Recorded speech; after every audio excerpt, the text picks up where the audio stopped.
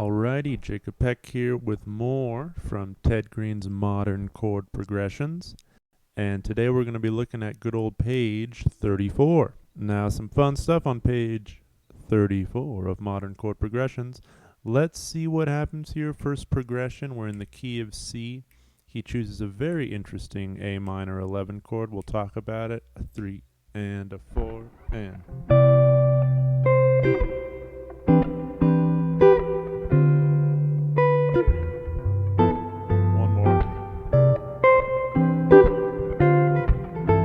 Again, we got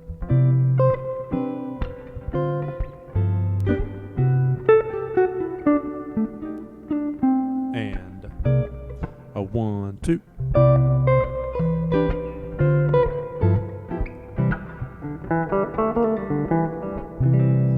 Now let's see what's going on. I mean, let's talk about it. We got a C major 9 melody coming down to the.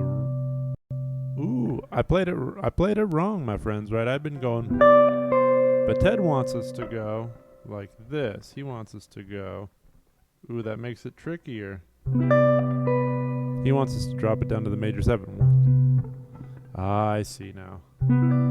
Anyway, I almost played it correctly, right? I was giving you this.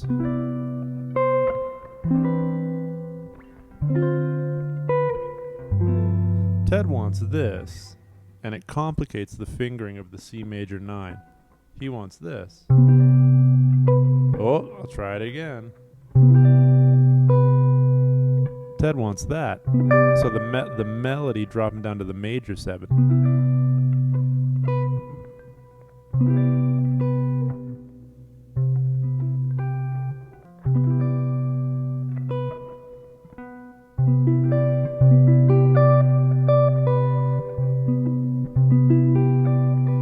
All right, so this does complicate this C major 9, right? Because if we're to play it exactly as Ted has written, we need our index, and then our ring finger is doing a double stop on the major 7 and the major 3rd.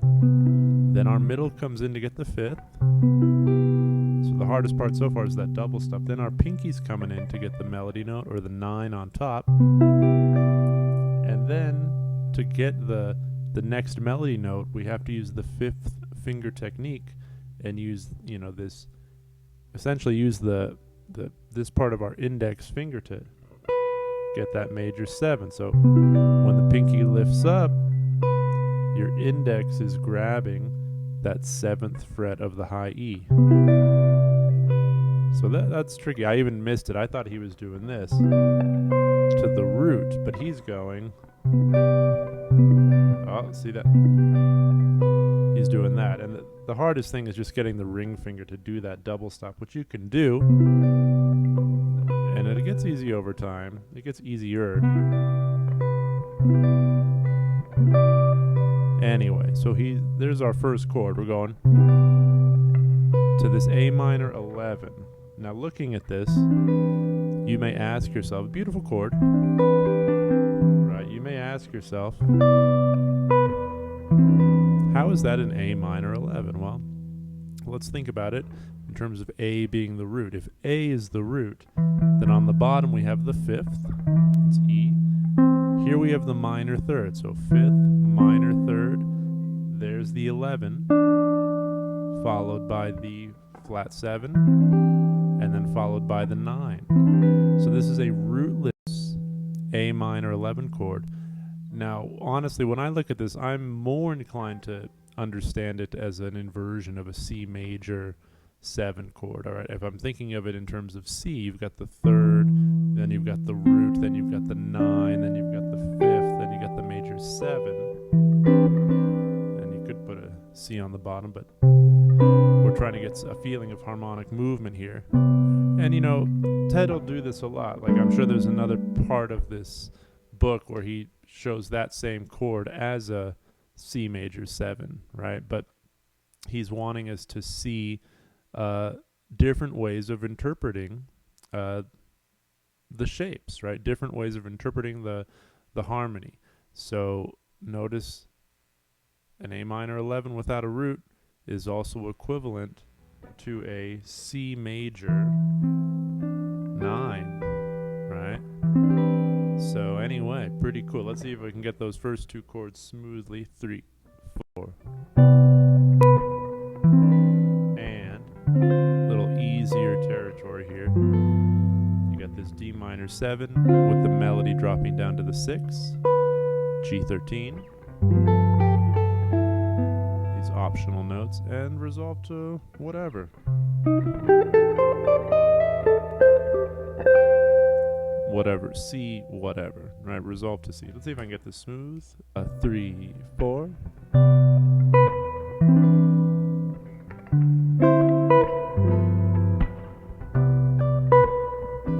And yeah, when you're trying to really learn one, it's a good idea to just loop the thing.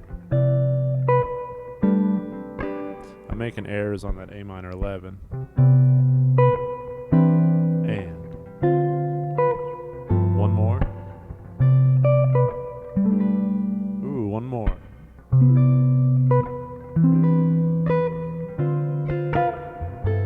Again. And. All right. Then Ted takes us to the key of F. Here we go.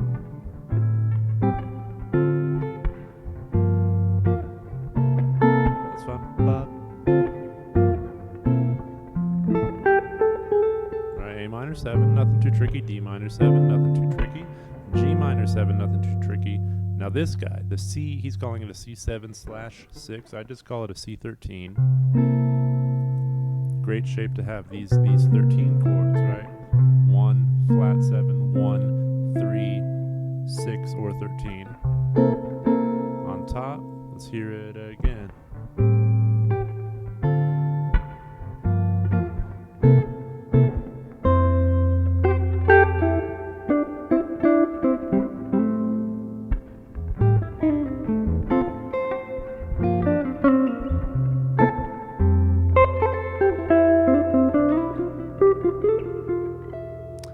Pretty dandy, pretty fun. Okay, moving along. Once again, in the key of F, it's 3, 6, 2, 5. Now he's bringing in these pianistic voicings, these stretchy down. You can do it. It can be done. Now look at this C13 flat 9, similar shape to the one we just did. And with the optional notes, he's showing us, you could have it be a natural 9, a C13 with a natural 9, a C13 flat 9, or just a C13, right? Or how about this? This is crazy.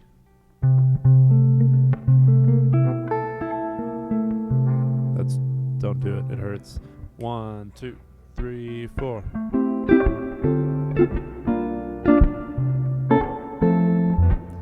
Nice sound, right? Oh, 3, 4.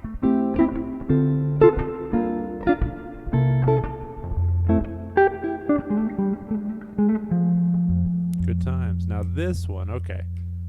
This one's tricky. I'm gonna slow it down. 3, 4.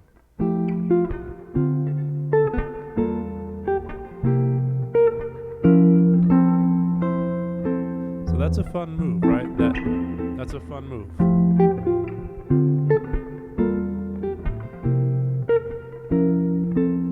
Right, it's a very quick 5/1. He's calling this a C7 flat 9 over F, and just by dropping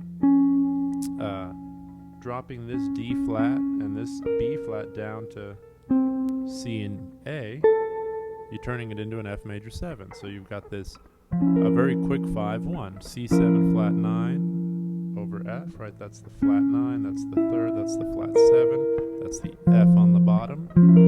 Dropping that down. Let's hear it again. 3, 4.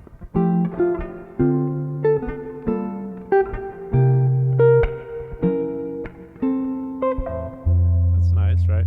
He also gives us another option here, doing something like this.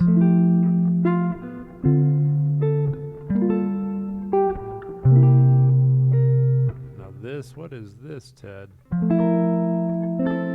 Very similar situation. So we've got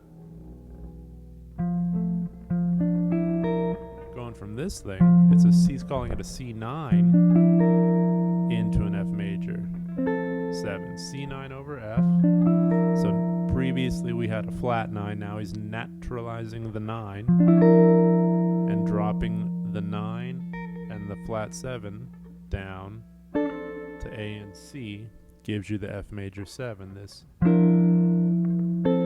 situation. And this is voice leading, right? This is moving from one chord to the next efficaciously, gracefully, efficiently, and it's a wonderful thing to do, period. Wonderful thing to do on the guitar. It's not as obvious on the guitar. The piano, it's a lot more obvious. On the guitar, not as much. Let me try it again. 3, 4.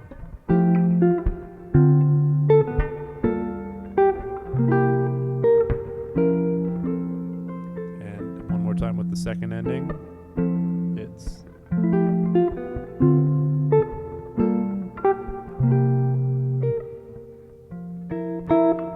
got to work on that voicing. Right, this 5 to this guy. It's another 5. Resolve.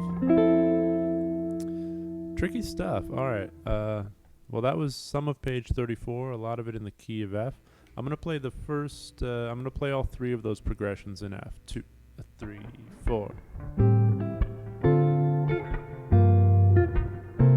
Resolve.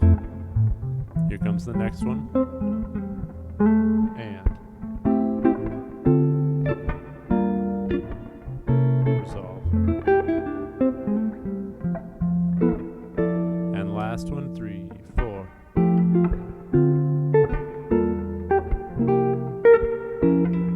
That ending is easier. With the second ending,